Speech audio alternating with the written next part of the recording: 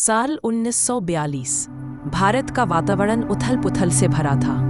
हर गली, हर गांव, हर दिल में आज़ादी की आग जल रही थी। लोग अंग्रेजी हुकूमत के खिलाफ नारे लगा रहे थे। वाराणसी के पास एक छोटे से गांव में 22 वर्षीय युवा अर्जुन रहता था। साधारण किसान का बेटा, लेकिन दिल में असाधारण हिम्मत। बचपन से ही उसने अपने पिता से 1857 की क्रांति, मंगल पांडे और रानी लक्ष्मीबाई की कहानियां सुनी थी। ये कहानियां उसके सीने में चिंगारी की तरह धधकती रहती। अर्जुन का सपना था, मेरी मातृभूमि अंग्रेजों की बेड़ियों से मुक्त हो। उसका छोटा भाई मोहन केवल 12 साल का था। माँ ने पति को कई साल पहले बीमारी से खो दिया था और अब अर्जुन ही घर का सहारा था। लेकिन अर्जुन का मन खेतों में नहीं, आज़ादी की लड़ाई में लगता था। गांव में एक गुप्त सभा बुलाई गई। नेता लोग दिल्ली, मुंबई और कोलकाता में हो रही क्रांतिकारी गतिविधियों के समाचार ला रहे थे। उसी रात अर्जुन ने मोहन से कहा, मोहन, अगर मैं न रहूं तो माँ का ख्याल रखना। मोहन ने हैरानी से पूछा, भैया आप कहाँ जा रहे हैं? अर्जुन ने बस इतना कहा, वतन की पुकार है और इस पुकार को अनसुना नहीं किया जाता। विदाई का वो पल, माँ ने आंसू भरी आंखों से बेटे को देखा।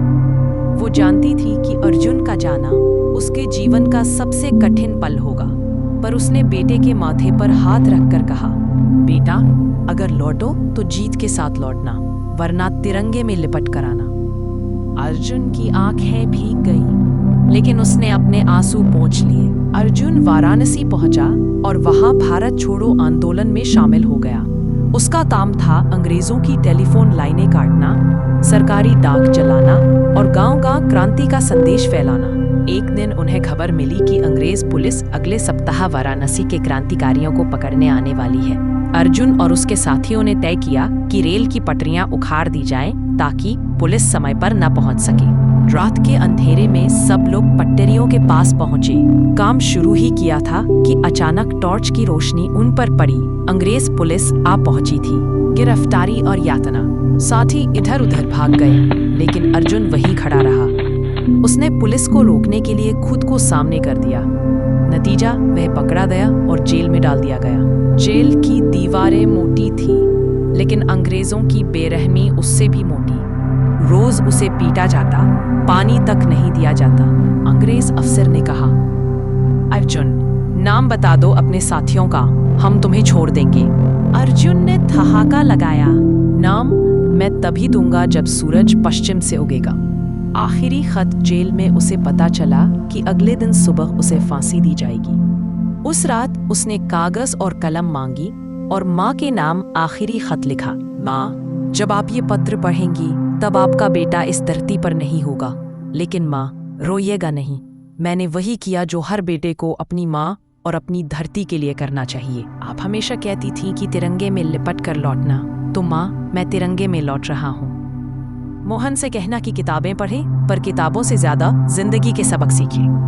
माँ, आपकी गोदी में खेलना मेरा सपना था, लेकिन मातृभूमि की गोद में सोना उससे भी बड़ा सपना था। 15 अगस्त नहीं था, ना ही कोई राष्ट्रीय पर्व, वो बस एक साधारण सुबह थी, लेकिन अर्जुन के लिए वही उसकी स्वतंत्रता का दिन था।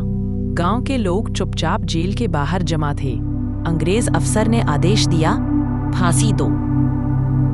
अर्जुन ने तख्ते पर चढ़ते हुए ऊंची आवाज में नारा लगाया, भारत माता की जय, वंदे मातरम। रस्सी कस गई, उसकी सांसें थम गईं, लेकिन उसका चेहरा अब भी मुस्कुरा रहा था। अंतिम संदेश, अर्जुन की कहानी हमें ये सिखाती है कि आज़ादी सिर्फ एक दिन का जश्न नहीं, बल्कि लाखों बलिदानों की विरासत है। तिरंगे की हर लहर, हर रंग, हर धड़कन उन लोगों की याद दिलाती है जिन्होंने अपने प्राण न्यौछावर कर दिए।